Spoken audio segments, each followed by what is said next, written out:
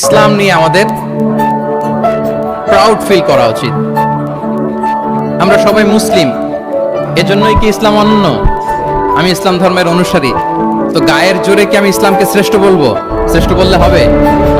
আল্লাহ তাআলা এমন কিছু ক্যারেক্টারিস্টিক্স, এমন কিছু ফিচার দিয়ে ইসলামকে সৌন্দর্যমণ্ডিত করেছেন, বিউটিফাই করেছেন, ফলে বাই ডিফল্ট ইসলাম শ্রেষ্ঠ। আল্লাহু আকবার। এটা জোর করে, তর্ক করে, চাপার জোরে ইসলামকে শ্রেষ্ঠ প্রমাণ করা লাগবে না। বাই ডিফল্ট ইসলাম শ্রেষ্ঠ। এমন কিছু ফিচার আল্লাহ তাআলা আমাদেরকে দিয়েছেন ইসলামের ভেতরে, যে কারণে ইসলাম বাই ডিফল্ট এটা শ্রেষ্ঠ একটি ধর্ম। কি কি ফিচার দিয়ে আল্লাহ তাআলা ইসলামকে সমৃদ্ধ করেছেন? কেন ইসলাম অনন্য? কেন আমাদের মুসলিম আইডেন্টিটি নিয়ে আমাদের প্রাউড ফিল করা উচিত? এ বিষয়ে প্রথমে কথা বলবো। এরপরে কথা বলবো what should we do to protect our Muslim identity. কেন আমরা প্রাউড ফিল করব মুসলিম আইডেন্টিটি নিয়ে? এরপরে কথা বলবো এই মুসলিম আইডেন্টিটিকে আমরা কিভাবে প্রোটেক্ট করতে পারি। তাহলে প্রথমে ইসলামকে আল্লাহ তাআলা কি কি অনন্য ফিচার, ক্যারেক্টারিস্টিক্স, বৈশিষ্ট্য দিয়ে ধন্য করেছেন। আমরা যদি এই টপিকে কথা বলি তাহলে দেখব যে আল্লাহ তাআলা ইসলামকে একটা knowledge based way of life বানিয়েছেন। এটা জ্ঞান ভিত্তিক ধর্ম।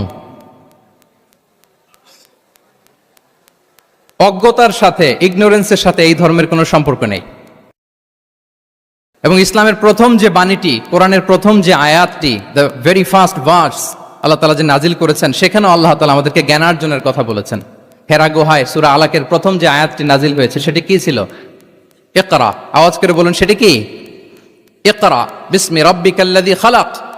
Read in the name of your lord who has created. পড়ো তোমার প্রভুর নামে, যিনি শিখিয়েছেন। তাহলে ইসলামের প্রথম কথাই হচ্ছে পড়ো, এক্সপ্লোর করো, ইনোভেট করো, ডেভেলপ করো। ইসলামের প্রথম কথাই হচ্ছে পড়া। জ্ঞানের সাথে নিজেকে জুড়ে রাখো, অজ্ঞতার সাথে ইসলামের কোনো সম্পর্ক। এবং জ্ঞানকে আল্লাহ রাসূল সাল্লাল্লাহু আলাইহি ওয়াসাল্লাম বিশ্বময় ছড়িয়ে দিতে বলেছেন। Knowledge has no boundaries. তিনি বলেছেন বাল্লিগু আন্নি ওয়ালাউ আয়া। একটি আয়াত হলেও আমার পক্ষ থেকে গোটা বিশ্বে ছড়িয়ে দাও। এবং জ্ঞানের রাস্তায়, জ্ঞানের পথে যে অগ্রসর হয়, আল্লাহর হাবিব সাল্লাল্লাহু আলাইহি ওয়াসাল্লাম বলেন, যে ব্যক্তি জ্ঞানের পথে অগ্রসর হয় সে মূলত জান্নাতের পথেই অগ্রসর হয়। মান সালাকা তরিকান ইয়ালতামিসু ফীহি ইলমান সাহালাল্লাহু লাহু তরিকান ইলাল জান্নাহ। যে জ্ঞান অর্জনের জন্য সামনে আগায় সে মূলত জান্নাতের দিকে আগায়। আল্লাহু আকবার। তাহলে ইসলাম একটা নলেজ বেসড রিলিজিয়ান। এখানে আমাদের গোজামিল দেওয়ার কোনো সুযোগ নাই। এটা জ্ঞান ভিত্তিক ধর্ম। এজন্য এই ধর্ম পেয়ে, এই ওয়ে অফ লাইফ যে আমরা প্র্যাকটিস করি, আমাদের প্রাউড ফিল করার দরকার আছে না নাই? বলেন, প্রাউড ফিল হয় না? আচ্ছা, এক নাম্বার হচ্ছে নলেজ বেসড রিলিজিয়ান। দ্বিতীয়ত হচ্ছে ইসলাম হচ্ছে দ্বীনুল ইনসানিয়া, মানবতার ধর্ম। মানবতাকে ইসলাম অনেক গুরুত্ব দেয়। মানুষের সম্মান, মর্যাদা সবচাইতে বেশি। ইসলাম মানুষকে বলে আশরাফুল মাখলুকাত। আল্লাহ তাআলা বলছেন ওয়ালাকাদ কাররামনা বানি আদম। I have dignified the status of the son of Adam. আদমের সব সন্তানদেরকে আমি মর্যাদা দিয়েছি। তিনি বলেননি যে আমি মুমিনদেরকে শুধু মর্যাদা দিয়েছি, শুধু মুসলিমদের মর্যাদা দিয়েছি, কেবলমাত্র মুসল্লিদেরকে মর্যাদা দিয়েছি, এমন তিনি বলেননি। ওয়ালাকাদ কাররামনা বানি আদম। গোটা বনি আদমকে, মুসলিম অমুসলিম নির্বিশেষে সব বনি আদমকে আমি সম্মানিত করেছি। আল্লাহু আকবার। এভাবে ইসলাম মানবতার কথা বলে এবং মানুষের জন্য যে কাজ করে, ইসলাম তাকে শ্রেষ্ঠ মানুষ বলেছে। খয়রুন নাস আনফাউহুম লিন-নাস। মানুষের মধ্যে শ্রেষ্ঠ সে মানুষ যে অন্যের কাজে লাগে, যে মানবতার উপকারে আসে, সে শ্রেষ্ঠ মানুষ। এভাবে ইসলাম মানবতার জয়গান গেয়েছে। আল্লাহ রাসূল সাল্লাল্লাহু আলাইহি ওয়াসাল্লামের সামনে দিয়ে একবার একটা লাশ যাচ্ছিল। তিনি সাহাবাদেরকে নিয়ে বসেছিলেন। হঠাৎ ওই লাশ দেখে রাসূল সাল্লাল্লাহু আলাইহি ওয়াসাল্লাম দাঁড়িয়ে গেলেন। সাহাবারা বললেন, ইয়া রাসূলুল্লাহ ইন্নাহু ইয়াহুদি। এটা ইহুদির লাশ। কার লাশ? জুইশ, ইহুদির লাশ। আপনি দাঁড়ালেন যে? রাসূল সাল্লাল্লাহু আলাইহি ওয়াসাল্লাম বললেন আওয়ালাইসাত নাফসান। সে হোক ইহুদি, সে কি মানুষ নয়? এটা কি একটা প্রাণ নয়? এটা কি একটা আত্মা নয়?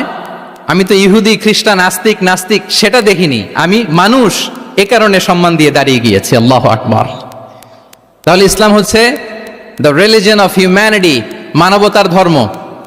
যারা আমাদেরকে মানবাধিকার শিখায়, যারা মানবতার কথা বলতে চায় আমাদের কাছে এসে, তাদের খুব ভালো করে এগুলো জেনে নেওয়া উচিত যে ১৫০০ বছর আগে ইসলাম যেভাবে মানবতাকে উচ্চে তুলে ধরেছে, মানুষের মর্যাদাকে সবচেয়ে উপরে তুলে ধরেছে, মানুষকে আশরাফুল মাখলুকাত বলেছে, নতুন করে মানবতা তাদের কাছ থেকে আমাদের শেখা লাগবে না।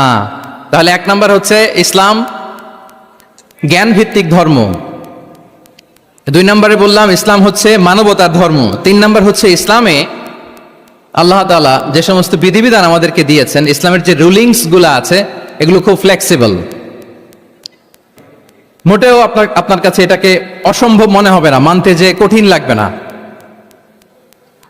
বুঝতে সহজ, মানতে সহজ, এরকম চমৎকার বিধিবিধান আল্লাহ তাআলা ইসলামের ভেতরে দিয়েছেন। তার মানে মানুষের সুবিধা অসুবিধাকে ইসলাম আমলে নেয়। আমাদের সাধ্যের বাইরে কোনো বিধান আল্লাহ তাআলা ইসলামে চাপিয়ে দেননি। লা ইউকাল্লিফুল্লাহু নাফসান ইল্লা উসআহা। সাধ্যের বাইরে আল্লাহ তাআলা কোনো বিধান আমাদের উপর চাপিয়ে দেন নাই। কোনো কিছু যদি আমাদের আউট অফ ক্যাপাসিটি হয়, এরকম কোনো বিধান আল্লাহ আমাদেরকে দেন নাই। বরং ইসলামের সবগুলো বিধান আপনার কাছে খুবই যুক্তি সুলভ লাগবে, খুবই স্বভাব সুলভ লাগবে, আপনার নেচারের সাথে, আপনার চাহিদার সাথে এটা খুব যায়, খুব স্যুট করে, এমন বিধান আল্লাহ তাআলা দিয়েছেন। আল্লাহ তাআলা বলছেন ওয়ামা জাআলা আলাইকুম ফিদ্দীন মিন হারাজ। দিনের ভেতরে, ইসলামের ভেতরে আমি কোনো হারাজ রাখিনি, জটিলতা রাখিনি, কাঠিন্যতা রাখিনি, বরং সহজ করে ইসলামকে তোমাদের জন্য আমি দিয়েছি। অন্যত্র আল্লাহ তাআলা বলছেন ইউরিদুল্লাহু বিকুমুল ইউসরা ওয়ালা ইউরিদু বিকুমুল উসর। আল্লাহ তোমাদের জন্য সহজ চান, কঠিন চান না। আমরা অনেক সময় না বুঝে ইসলামকে খুব কঠিন করে প্রেজেন্ট করি, উপস্থাপন করি। ইসলাম আসলে এত কঠিন না, কিন্তু আমরা কঠিন করে ফেলি। কিন্তু আল্লাহ তাআলা সহজ করেছেন। কতটা সহজ? নামাজের মধ্যে দাঁড়িয়ে সালাত আদায় করা হচ্ছে ফরজ। দাঁড়িয়ে সালাত আদায় করা কি? আপনি দাঁড়াতে পারেন না, বসে পড়লেও কবুল করবে কে? আল্লাহ কবুল করবে। বসতে পারেন না, শুয়ে পড়লেও আল্লাহ কবুল করবেন। অজু করে নামাজ পড়া ফরজ, অজুর পানি নাই, তাই এমন করে নামাজ পড়লেও আল্লাহ কবুল করবেন। তাহলে বলেন তো ইসলাম পালন কি কঠিন না সহজ? আমরা মাঝে মাঝে খুব কঠিন করে উপস্থাপন করি। অনেক সময় আমাদের কাছে লিগ্যাল অপিনিয়ন চায়, ফতোয়া জানতে চায়। আমরা এত কঠিন ভাবে অনেক সময় রেসপন্স করি, যিনি জিজ্ঞেস করেছেন তার মানতে বড্ড কষ্ট হয়। কিন্তু ব্যাপারটা ছিল এমন চমৎকার করে আমাদের প্রেজেন্টেশনের দরকার ছিল যে তার কাছে খুব সহজ মনে হবে এটা। কারণ যে সমস্ত বিধিবিধান আল্লাহ তাআলা আমাদেরকে দিয়েছেন ইসলামে, এগুলো মানাটা আমাদের জন্য সহজ, ফ্লেক্সিবল। ইসলামের একটা বিধান হচ্ছে আত-তাইসির, ফ্লেক্সিবিলিটি। মানুষের সুবিধা অসুবিধা এটা ইসলাম আমলে নেয়।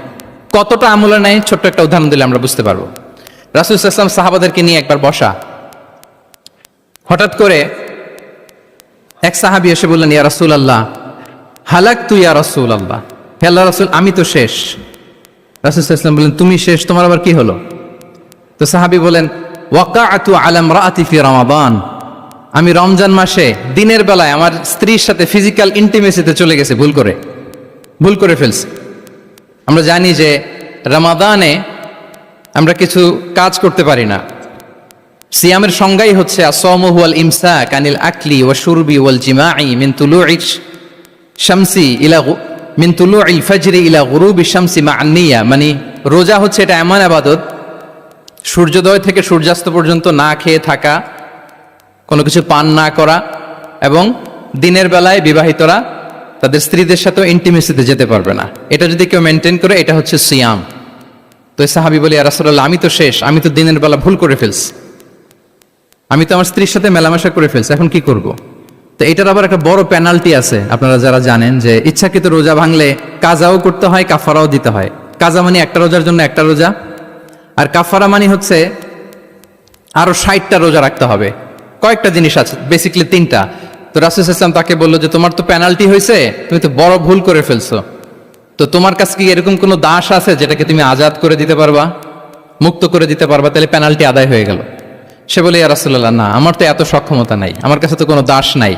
আচ্ছা দাস নাই, তো রাসূল সাল্লাল্লাহু আলাইহি ওয়াসাল্লাম বললেন তাইলে তুমি টানা 2 মাস রোজা রাখতে হবে, তাইলেও পেনাল্টি হয়ে যাবে, আদায় হয়ে যাবে, পারবা? সে বলে ইয়া রাসূলুল্লাহ 2 মাস রোজা রাখা তো এটা কঠিন হয়ে যায়, ইটস নট এ জোক। টানা 60 দিন কি করে রোজা রাখে? তো রাসূল সাল্লাল্লাহু আলাইহি ওয়াসাল্লাম বললেন এটাও পারবে না, তাহলে 60 জন মিসকিনকে খাবার খাইয়ে দিতে হবে এজ এ পেনাল্টি। এটা বড় অন্যায় করে ফেলছো, 60 জন মিসকিনকে খাবার খাওয়াবে, এটা পারবা? সে বলে ইয়া রাসূলুল্লাহ এটাও পারবো না। তাহলে কয়টা অপশন দিয়েছিলেন রাসূল সাল্লাল্লাহু আলাইহি ওয়াসাল্লাম? আওয়াজ করে বলেন তো কয়টা?